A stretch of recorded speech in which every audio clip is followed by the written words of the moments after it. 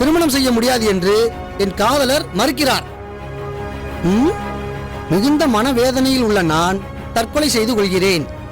என் சாவிற்கு என் காதலரும் அவருடைய நண்பர்களும் தான் காரணம் என்பதை காவல்துறை ஆய்வாளராகிய தங்களுக்கு தெரிவித்துக் கொள்கிறேன்.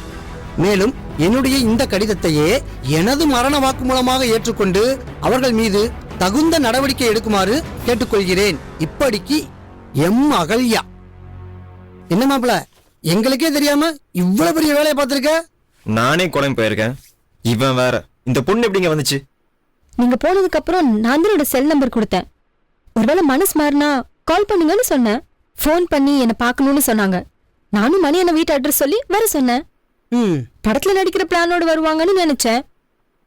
ஆனா நம்ம எல்லாரும் ஜெயிலுக்கு அனுப்புற பிளானோட வருவாங்கன்னு நான் எதிர்பார்க்கலப்பா.